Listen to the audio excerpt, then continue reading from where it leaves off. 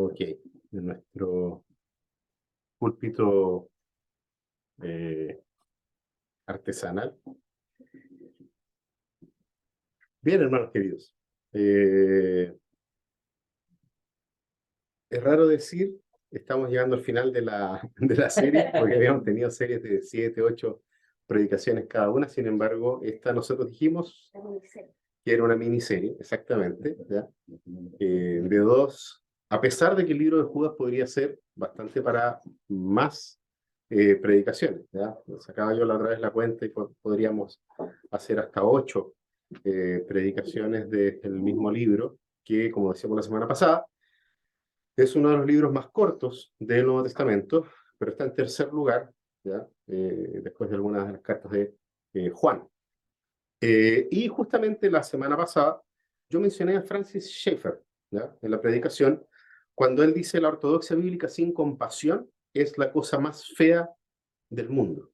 Y es muy interesante porque esa frase de Francis Schaeffer se transformó en una especie de consigna de vida para Francis Schaeffer y también parte de lo que fue luego L'Abri, el ministerio que fundó Francis Schaeffer y su esposa Edith. ¿Por qué? Porque Schaeffer, es muy interesante la vida de él. Él inició su vida de defensa de la fe, que la gente relaciona siempre a Francis Schaeffer con la apologética. Por lo tanto, él comienza su vida de defensa de la fe ortodoxa, confrontando a un conferencista de la Iglesia Liberal, donde él comenzó su vida cristiana, comenzó a buscar al Señor en una iglesia liberal. Y este conferencista presentó una charla donde declaraba, y aquí cito textual, ¿cómo sé que Jesús no es el Hijo de Dios y cómo sé que la Biblia no es la palabra de Dios? Esa era la conferencia a la cual Schaeffer fue porque le llamó la atención, estaba siendo publicitada de esa forma la conferencia. Entonces Francis Schaeffer fue a ese lugar para rebatir al conferencista. Y en esa oportunidad, claramente Schaeffer logró, ¿cierto?, dar a conocer su postura ante la audiencia. Una vez que terminó el conferencista, él inmediatamente habló y obviamente testificó de su fe en Jesucristo como el verdadero Hijo de Dios y también testificó de la palabra o de la Biblia como la verdadera y real palabra de Dios, ¿ya? Lo interesante, y ahí podemos ponerle un poquitito también de sazón a la historia, ¿ya? Para que no sea una historia tan teológica, pero en el mismo lugar estaba Edith Seville, que fue luego su esposa. Lo interesante es que, claro, ella se iba a levantar como buena hija de pastores ortodoxos también, se iba a levantar a poner sus puntos sobre el mismo tema, defendiendo que Jesús sí es el Hijo de Dios y que la Biblia sí es la palabra de Dios, pero se le adelantó este joven llamado Francis Schaeffer, y ese fue el momento en que ellos se encontraron, se enamoraron, ¿ah? Y terminaron casados, fueron felices. Bueno, no tan felices, ¿ah? Así para ser sincero, fue una vida bien, bien compleja, ¿ya? Sobre todo porque Francis Schaeffer tenía algunos problemas de control de ira, por un lado, y por otro lado tenía también problemas de, no sé si depresión como tal, ¿ya? Pero sí tenía momentos en los que él necesitaba de todo el apoyo de su esposa. Lo bueno es que ellos fueron, sí, un matrimonio que siempre caminó juntos. Y lo interesante es justamente esto, o sea, cómo esa frase que yo mencionaba al comienzo, ¿ya? La ortodoxia bíblica sin compasión es la cosa más fea del mundo, se transforma justamente en esta forma de hacer apologética de la familia Schaeffer. Ambos, tanto Francis como Edith, eran celosos de la escritura y obviamente defendían el cristianismo clásico, y en ese lugar confrontaron en más de una oportunidad la teología liberal, ¿ya? Y a los grandes teólogos liberales también. Hay por ahí una carta que escribe Francis Schaeffer también a los teólogos liberales de ese tiempo.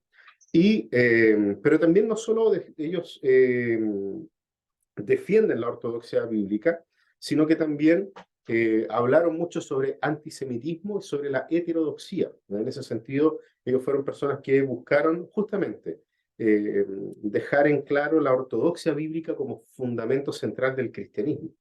Ahora, lo interesante es que Dios los llevó a fundar un lugar, un espacio, un refugio para preguntas honestas, como ellos definen en la Bri. Y este era un lugar donde las personas justamente confundidas en su fe buscaban una espiritualidad, y algunos otros que también llegaban hasta ese lugar heridos por la iglesia, heridos en nombre de Dios, y en este lugar ellos podían también ser restaurados. Y ese lugar es Labrí. ¿Por qué cito toda esta historia y hablo justamente de esto en esta segunda predicación del libro de Judas? Porque la carta de Judas, desde el versículo 16 en adelante, perdón, o hasta el versículo 16, perdón, Judas trata con bastante claridad todos los problemas de los lobos infiltrados, ¿ya? Que es lo que lleva por nombre esta miniserie, y cómo estos, ¿cierto?, soterradamente se mezclan entre las ovejas, entre el pueblo de Dios. Pero a partir del versículo 17, que es lo que vamos a leer ahora, a partir del versículo 17, nosotros leemos cómo trata ahora con las personas de la iglesia, ¿ya? Entonces vamos a leer aquí en el libro de Judas, en el único capítulo que tiene, versículo 17 en adelante. Dice así: Pero vosotros, amados, acordaos de las palabras que antes fueron dichas por los apóstoles de nuestro Señor Jesucristo, quienes os decían: en los últimos tiempos habrá burladores que irán tras sus propias pasiones impías. Estos son los que causan divisiones, individuos mundanos que no tienen el Espíritu. Pero vosotros, amados, edificándoos en vuestra santísima fe, orando en el Espíritu Santo, conservaos en el amor de Dios, esperando ansiosamente la misericordia de nuestro Señor Jesucristo para vida eterna. Y tened misericordia de algunos que dudan. A otros salvad arrebatándolos del fuego, y de otros tened misericordia con temor, aborreciendo aún la ropa contaminada por la carne.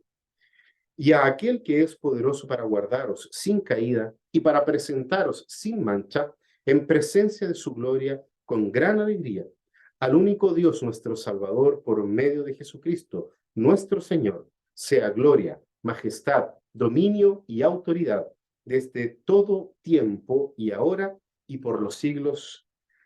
Amén. O por todos los siglos. Amén. Entonces, fíjense que desde el versículo 17 nosotros tenemos una nueva perspectiva, una nueva forma en que Judas comienza a tratar a la iglesia. Y no sé si ustedes notaron de que hay un cambio de tono en la forma de expresarse. La actitud ahora ya no es la de denuncia y confrontación, sino que ahora hay una actitud de compasión. Y es una actitud de compasión y de querer justamente atraer a aquellos que han sido infectados por el veneno de estos lobos infiltrados, ¿ya? Todo lo que esta segunda parte nos presenta tiene como finalidad el poder justamente acoger, cuidar, restaurar y edificar tanto a los que han sido alcanzados por las herejías de estos lobos infiltrados, como también el poder fortalecer y cuidar a aquellos que, a pesar de haber sido expuestos a estas mentiras, no alcanzaron a ser arrastrados hacia esas mentiras, ¿ya? Y en los versículos 17 y 18, perdón, Judas sostiene que su enseñanza, y es una de las cosas bien interesantes cómo él comienza. No sé si se recuerdan, la semana pasada decíamos que él se identifica con Santiago, como hermano de Santiago, ¿ya? Hermano de Jacobo, a pesar de que tanto Judas como Jacobo son hermanos de Jesucristo, ¿ya? Sin embargo, ellos se identifican con él, se identifica como hermano de Jacobo por todo lo que mencionábamos domingo pasado, ¿ya? El domingo pasado. Y acá Judas sostiene, en los versículos 17 y del 17 al 19, la verdad, que su enseñanza no es contraria a la de los apóstoles. Esto, tal vez, por si alguien pudiera cuestionar su crítica.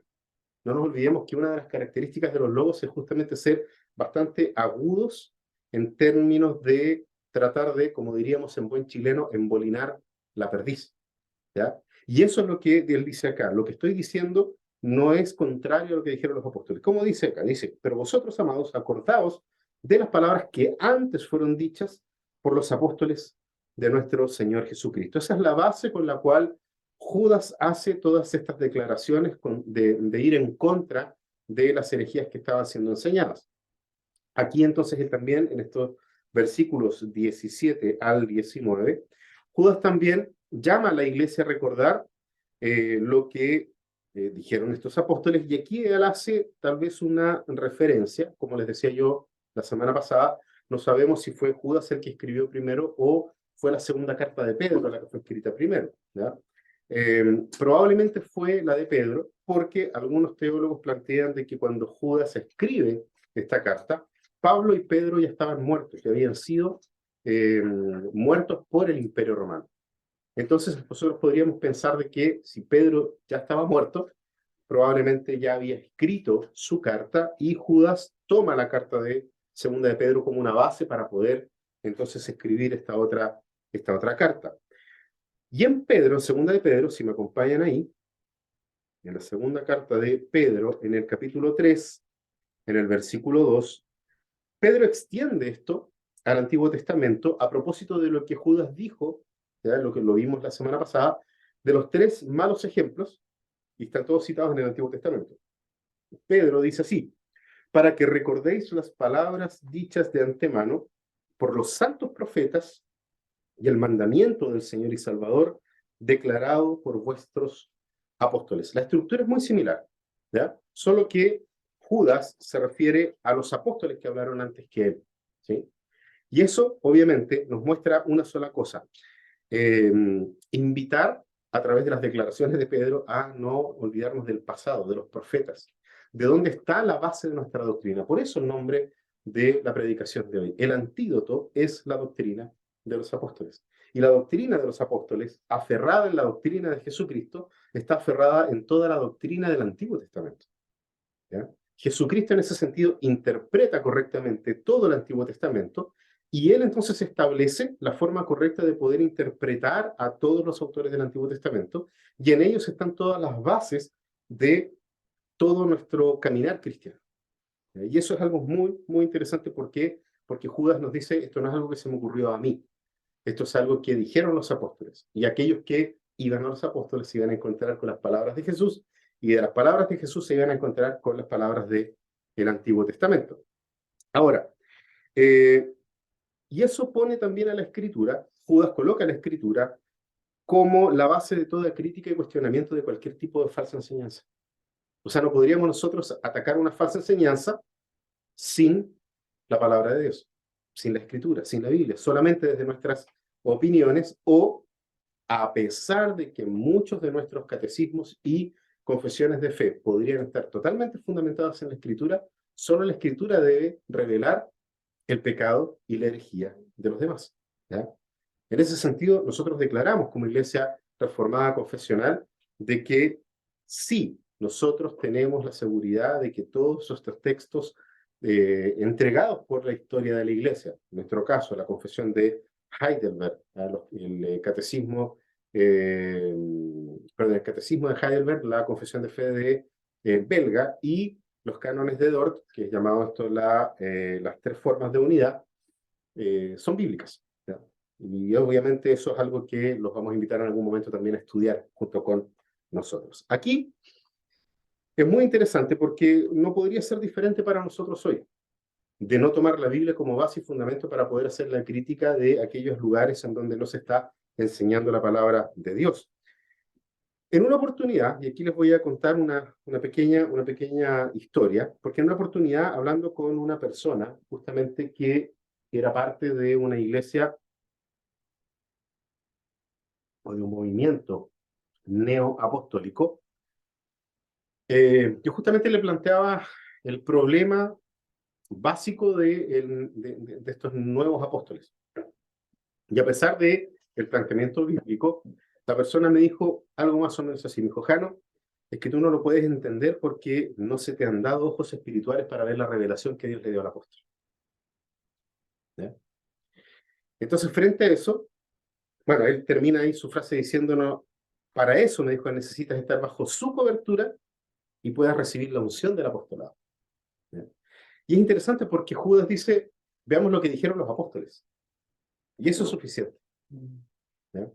Pero los apóstoles de la Biblia, ¿ya? Los apóstoles muertos, ¿sí? Los apóstoles que ya están muertos y que dejaron escrito en la palabra de Dios, inspirados por el Espíritu Santo, aquello que es normativo para la iglesia todos los tiempos hasta que Cristo regrese. Entonces, cuando miro la carta de Judas y me acuerdo de esa historia, claramente llego a la misma conclusión del versículo 19. Fíjense lo que dice el versículo 19, ahí al finalcito, dice,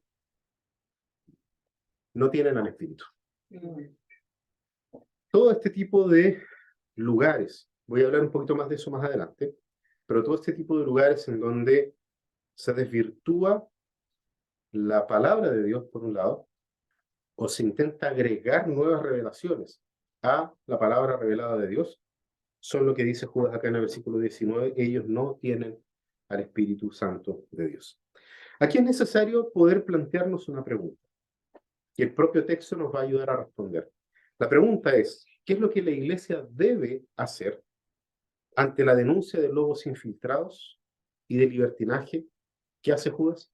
¿Qué es lo que la iglesia debe hacer? ¿Qué es lo que justamente Judas le manda o demanda de la iglesia a la que le está escribiendo esto poder hacer? Y aquí hay tres cosas que nosotros podemos hacer. Lo primero, la iglesia debe cuidarse. Eso nosotros lo vemos en los versículos 20 y 21. Sin embargo, para poder comprender esta parte, nosotros necesitamos ir al versículo 21 antes del de leer el versículo 20. ¿Por qué? Porque en el versículo 20 nosotros tenemos un imperativo, ¿ya? Un verbo en imperativo. Y ese verbo es consérvense. ¿Ya? Consérvense. Dice acá conservaos, dice aquí la versión que tengo en la mano, ¿sí? Pero consérvense ¿en qué cosa? En el amor de Dios. O sea, guárdense dentro del amor que fue revelado en el Evangelio, porque no nos olvidemos que los apóstoles y Jesucristo justamente planteaban de que el amor de Dios había sido revelado en el Evangelio de nuestro Señor Jesucristo. Entonces, un amor tan grande, el amor de Dios, que envió a su Hijo unigénito para que justamente muriera la muerte que nosotros teníamos que morir y vivir la vida que nosotros deberíamos vivir. Ese es el amor que nos mostró Dios en Jesucristo. Ahora, el llamado es a permanecer en ese amor revelado en el Evangelio. Es lo que dice Judas a la iglesia, ¿ya? No se dejen llevar por cualquier enseñanza que los aleje de la centralidad del Evangelio. Eso es un poco la idea que Judas está trayendo acá. Entonces, si ese es el imperativo, consérvense, aquello que rige el resto del texto, ¿ya? Y de los versículos que están aquí, es justamente el conservarse. Este es el imperativo. ¿Cómo nos conservamos? Esa es una pregunta que podríamos hacernos si es que vemos de que el imperativo es consérvense. ¿Ok? ¿Y cómo lo hacemos? ¿Cómo nos podemos conservar? Fíjense que el texto también nos responde. Primero, edificándose en la santísima fe. Versículo 20. Vosotros, amados, edificándoos en vuestra santísima fe. Y esta fe proviene de Dios. Sabemos que la fe proviene de Dios. La fe es un don de Dios. Y obviamente, si proviene de Dios, no puede dar margen a impureza ni a inmoralidad. La fe cristiana. Porque viene de Dios. Entonces, es absurdo pensar de que la fe que Dios nos da nos puede conducir a inmoralidad o nos puede conducir a algún tipo de impureza. Esta edificación de la que habla Judas solamente es posible por medio del estudio de la palabra de Dios. Es la Biblia la que nos fortalece nuestra fe.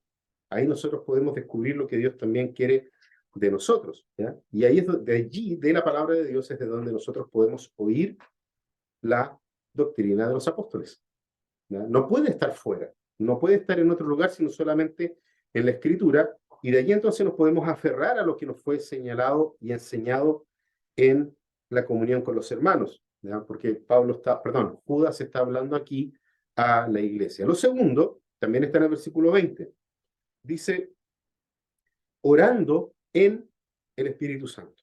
O sea, de acuerdo a lo que el Espíritu Santo anhela para la vida del creyente. ¿Cuál es la función del Espíritu Santo? Guiarnos a lo que debemos hacer. Va a venir el Espíritu Santo y Él los guiará a todas las cosas, a todo lo que ustedes deben hacer. Eso es lo que Judas está citando acá. Y en ese sentido, el Espíritu, si volvemos en la misma lógica, el Espíritu Santo de Dios, jamás nos va a conducir a pedir algo que va en contra de lo que Dios quiere. ¿Ya? Por eso, la indicación de Judas es a orar en el Espíritu. ¿Y qué es lo que el Espíritu quiere de nosotros? Santidad. Es lo que requiere de nosotros el Espíritu, que seamos santos. ¿Ya? A pesar de nuestras luchas, temores, pecados, lo que el Espíritu hace es santificarnos. Por lo tanto, toda oración que el Espíritu guía, la va a guiar hacia nuestra santificación. Porque es la función de él, es la función del Espíritu Santo, hacernos caminar en santificación. Y lo tercero, ¿ya? La tercera forma a través de la cual nosotros podemos conservarnos en el amor de Dios es esperando ansiosamente la misericordia de nuestro Dios para vida eterna, como dice en el versículo 21. Esperar es la forma que Dios escogió para relacionarse con nosotros. Es interesante que Judas lo vuelva a colocar, ¿ya? La espera y la esperanza son cosas que están juntas, caminan juntas en la vida del creyente.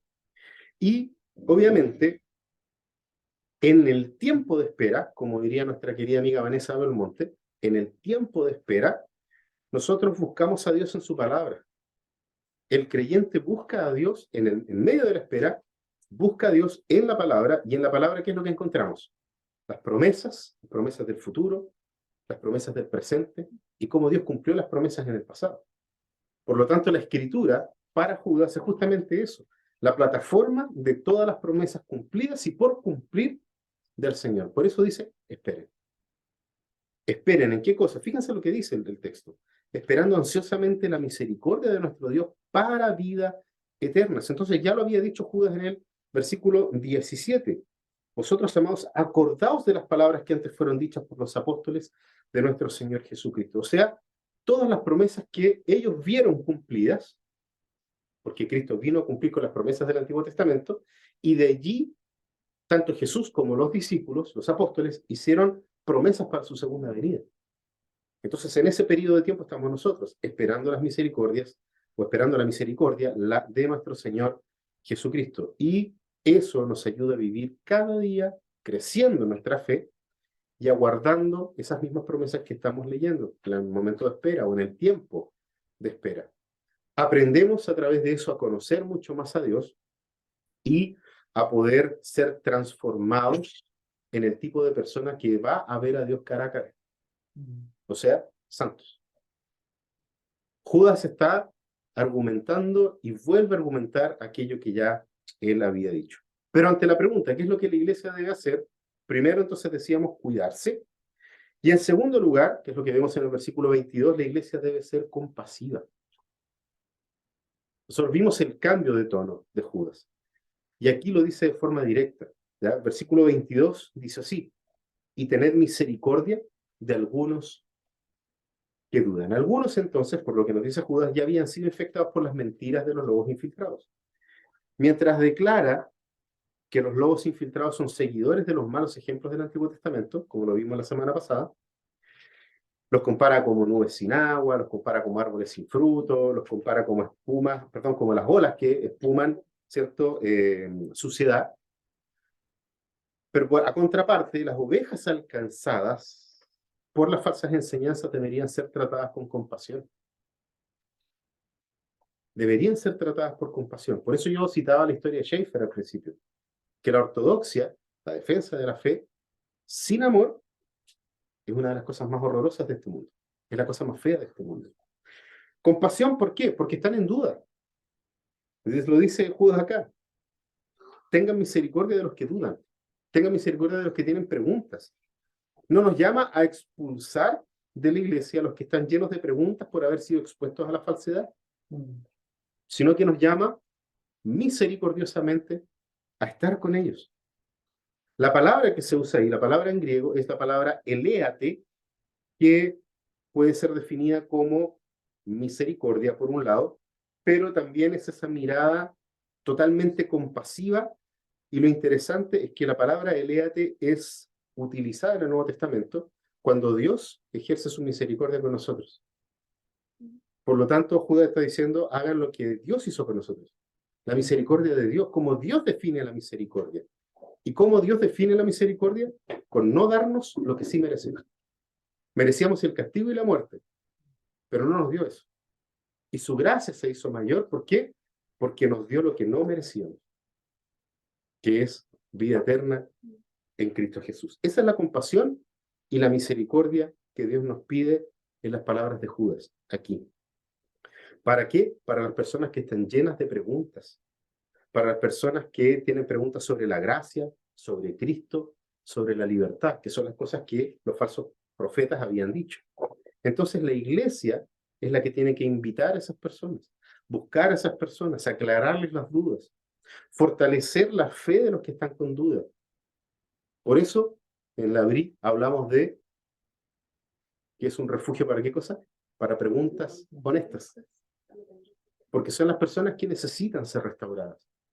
Que tal vez tienen algunas ideas distorsionadas, sí, pero es el lugar en donde la iglesia tiene que estar presente. ¿Para qué? Para ser misericordiosos con aquellos que tienen preguntas. Y lo tercero, la iglesia debe salvar. 23. A otros, salvad arrebatándolos del fuego, y de otros tener misericordia con temor, aborreciendo aún la ropa contaminada por la carne. Aquí un detalle, yo no estoy hablando de la salvación que Cristo entrega, ¿ya? No es la misma palabra, sino que es en el sentido de, como él mismo lo explica después, de rescatar, en este caso del fuego, ¿sí? Acá no está claro si Judas se refiere al fuego del infierno o al fuego que enciende las pasiones del libertinaje. ¿Ya? Eso no queda claro en el texto de Judas. Sin embargo, ninguna de las opciones es buena. Ni el ardor o el fuego que enciende las pasiones de nuestro pecado, ni mucho menos a lo que nos conduce la práctica permanente del pecado, de todo aquello que no proviene de Dios. ¿Ya? Por eso dice, salven a aquellos. ¿Sí? Ahora, es interesante porque asimismo para otros, ¿ya? Tal vez para los que fueron más allá de las dudas y simplemente se entregaron al pecado del libertinaje, también ser compasivo. Fíjense lo que dice el versículo 23, perdón. A otros, tened misericordia. Tened misericordia. O sea, sean compasivos de nuevo, porque un creyente también puede caer. Un verdadero creyente puede ser engañado. Ojo aquí, hermanos. Un verdadero creyente puede ser engañado. En palabras de otro de los apóstoles dice que justamente Satanás va a intentar incluso derribar a los que son del Señor, a los que les pertenecen al Señor. Entonces un verdadero creyente también puede ser engañado, aunque sea temporalmente. Por eso también la palabra nos advierte y nos dice, aquellos de ustedes que creen que está firme, mire que no caiga. O como diría la bisabuela de Esther, aquel que no cae resfala. ¿Ya? Entonces, hermanos, un verdadero creyente sí puede ser engañado, pero gloria a Dios que puede ser solo temporal, porque prevalece, ¿qué cosa? El hecho de que es santo. ¿Qué es lo que comienza diciendo Judas en su carta? ¿A quién le escribe? A los llamados, amados en Dios y guardados para Jesucristo. O sea, ¿guardados para qué? Para ser entregados como esta novia perfecta a Jesucristo en la segunda venida de Cristo. Ahora, aquí nosotros también tenemos que tener claro lo siguiente. Si este creyente que ha caído es un escogido de Dios, el Espíritu Santo siempre lo va a sacar de la mentira. Siempre lo va a sacar. Nunca lo va a dejar permanecer en la mentira, en el engaño, en el pecado. Ahora, ¿qué es lo que dice y qué es lo que agrega Judas? ¿Ya? Porque también hay que tenerles compasión. Pero hay un pero ahí, con letras bien grandes. Pero, dice. Y usa una palabra bastante interesante porque usa la palabra aborreciendo. Aborreciendo aún la ropa contaminada por la carne. ¿Qué es lo que quiere decir esto? Tenerles compasión, pero con cuidado de no hacer lo que es correcto. ¿Y qué es lo que es correcto, según lo que está diciendo Judas acá? Amar a la persona, pero detestar su pecado. Porque nosotros fuimos llamados a amar. Amen a su prójimo como ustedes mismos. Amen a su prójimo como ustedes mismos. Sabemos de que Dios aborrece al pecador y el pecado, pero a nosotros nos manda a amar, porque a través de eso reflejamos el amor de Cristo. Y aquellos que son electos de Dios en el amor van a encontrar el camino al Padre y van a salir de su pecado.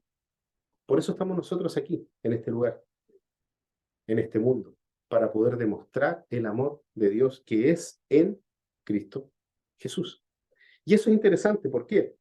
Y es importante, y por algo también lo deja escrito Judas acá, porque a veces por manifestar compasión a una persona que se ha entregado al pecado y al libertinaje, se pasa por alto el pecado.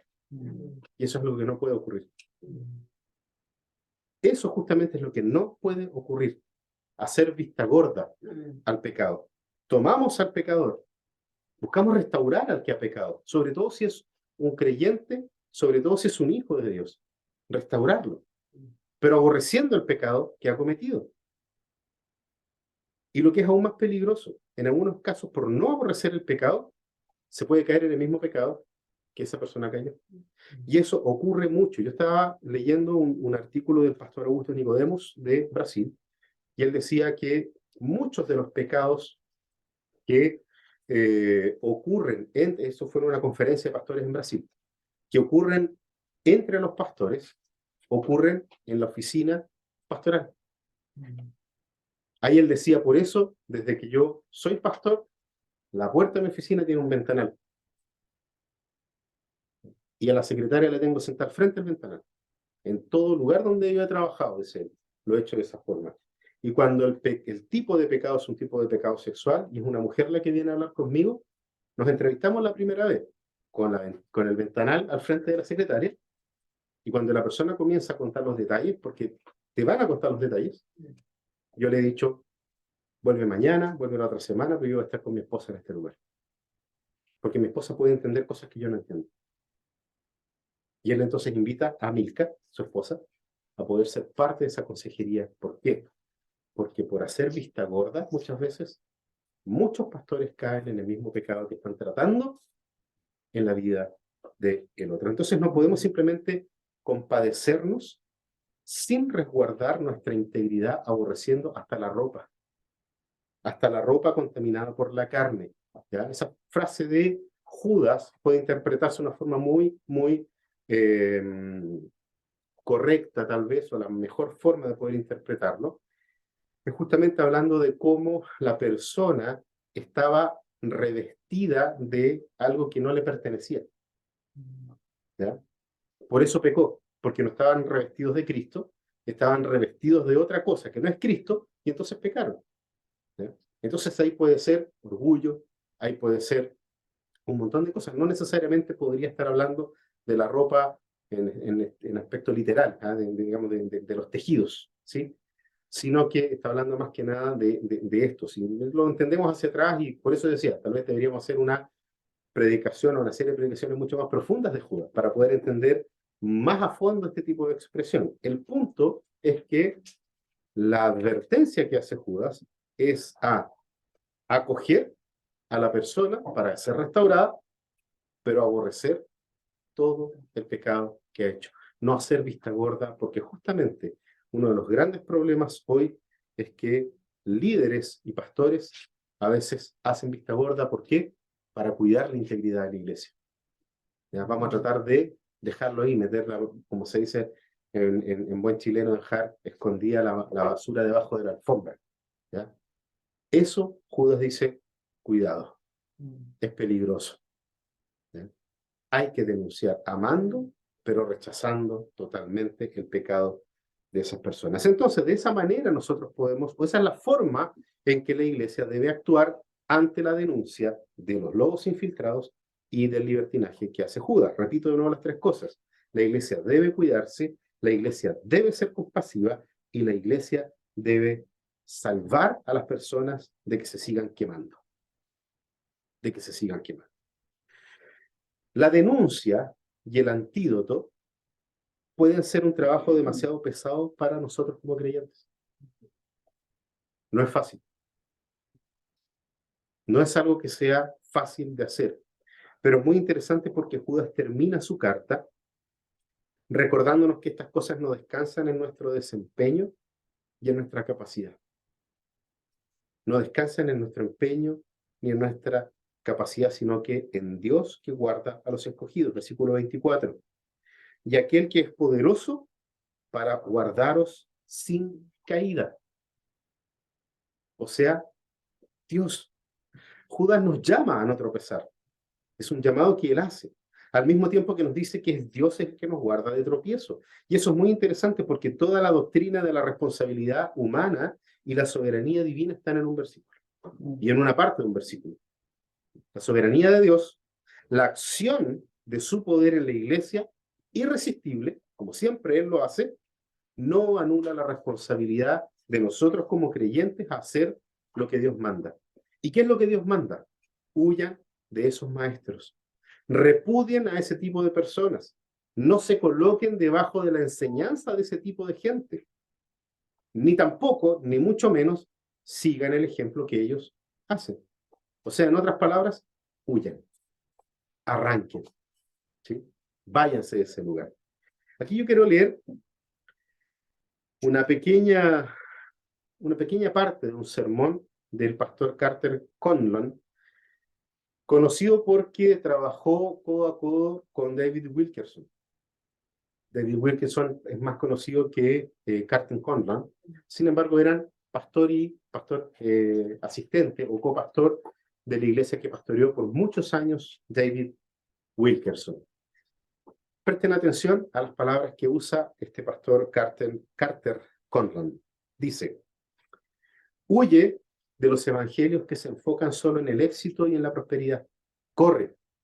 Huye de aquellos que usan el nombre de Cristo solo para beneficio personal. Huye de los que te están robando el bolsillo en el nombre de Jesús. Corre. Huye de los evangelios que se enfocan en la superación personal. Arranca. Huye de las iglesias donde se glorifica a los hombres y no a Cristo. Corre. Corre, cuerpo de Cristo. Corre. Sal. No toques cosa inmunda. Huye de iglesias donde no hay Biblia, no hay cruz en la teología, no hay una palabra de examen de conciencia, no hay arrepentimiento del pecado, no se menciona el sacrificio de Jesús. Corre, es inmundo. Corre. Huye de las iglesias donde te sientes cómodo con tus pecados. Si entras en la casa de Dios con pecado en tu vida y no eres confrontado, estás en una mesa del demonio. Huye de los púlpitos que están llenos de hombres políticos, que están usando el púlpito de Dios para una agenda política personal. Corre. Huye de los que predican división entre razas y culturas. Corre, corre, sal, deséchalos, aléjate de eso. No saben nada de Dios. Huye de los movimientos espasmódicos impíos y de la profecía vana y sin rumbo. Amada iglesia, corre por tu vida. Huye de los predicadores que se ponen de pie y cuentan historias y chistes. Corre como nunca antes lo has hecho. Es la carta de Judas. Es la carta de Judas. Ahora, nuestro consuelo frente a esto es saber que Dios nos guarda. Como decía Judas ahí al final de su carta. Aquel que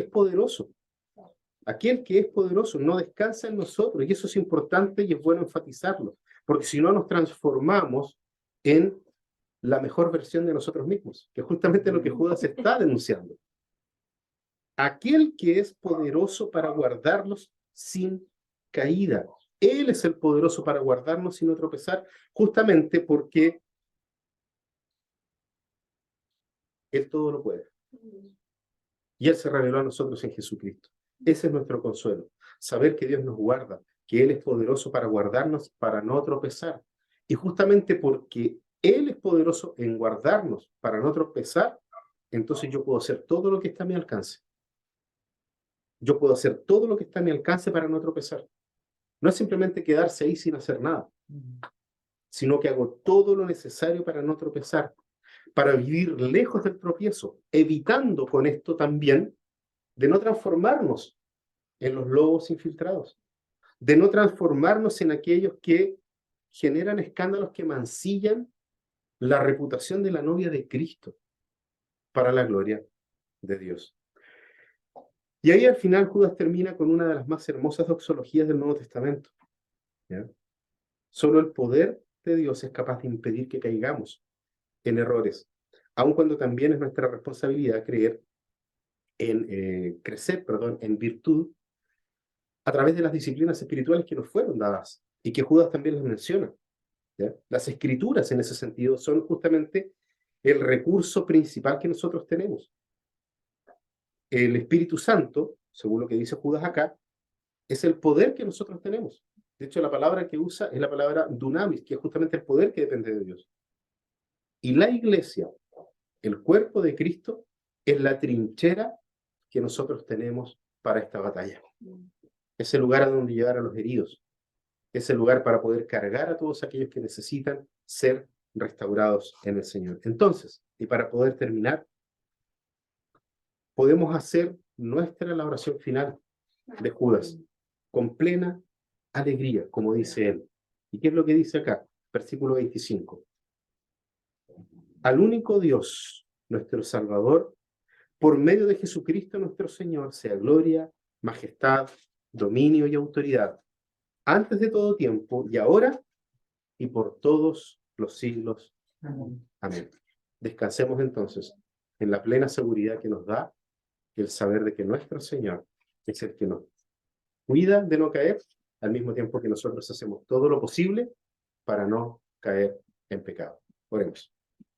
Padre Celestial, te damos gracias, Señor, por la oportunidad que tú nos das de poder acercarnos a tu palabra y en ella poder encontrar no solamente la denuncia, sino también la manera en la cual tu iglesia tiene que obrar y actuar. Te pedimos, Señor, que la realidad de lo que expone Judas en su carta se vaya haciendo realidad en nuestras vidas. Y que como nos invitaba el pastor Carter a poder hacer, arrancar y huir de aquellos lugares donde no se está predicando la palabra de Dios, donde no estamos siendo confrontados con nuestro pecado. Y aquellos que tenemos la responsabilidad, Señor, de anunciar tu palabra, que podamos, Dios amado, hacerlo de manera fiel a ti, para que tu gloria, Señor, sea reflejada en toda la tierra a través de la iglesia. Oramos, Señor amado, agradecidos y solamente en los méritos de Cristo Jesús. Amén. Amén.